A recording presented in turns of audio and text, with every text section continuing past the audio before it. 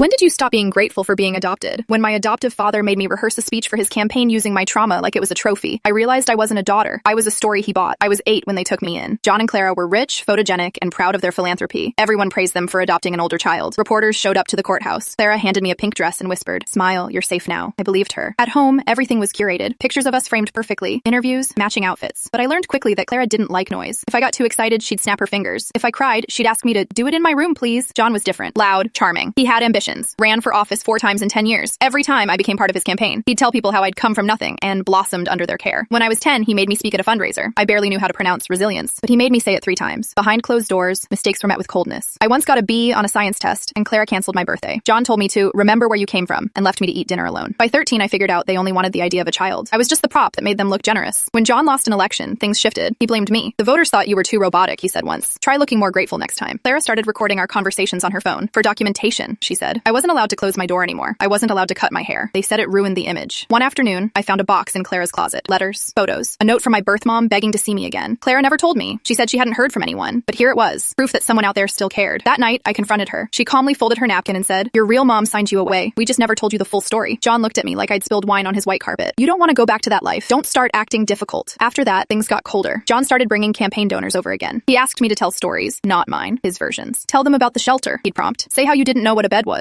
None of it was true. But if I refused, Clara would unplug the Wi-Fi and lock my bedroom door from the outside. When I was 16, he made me film a video for his gubernatorial run. I begged him not to make me say the last line. My father saved me. He said I could either say it or start looking for another place to live. I said it. I cried after. A few months later, I found a card in the mail addressed to me. No return address, but the handwriting looked like the ones in Clara's hidden box. Inside, just one line. "I never stopped looking for you." I started documenting everything. Videos, recordings, a spreadsheet of every time Clara lied, a photo of John yelling inches from my face after I refused to wear the yellow dress to his rally. At 17, I contacted a lawyer, then a journalist, then my social worker from years ago, and finally, my biological mom. The court hearings dragged on. John cried in public, saying I'd been brainwashed by online conspiracies. Clara said I had mood problems, but the judge listened. I was removed from their care 2 months before graduation. Some relatives reached out after the news broke. Others blocked me. Clara posted a now-deleted statement about how some kids can't be saved. I moved in with my birth mom. She was quiet, unsure, but real. She didn't ask me to smile for anyone. She just asked if I was hungry and hugged me like I was her daughter, not her project.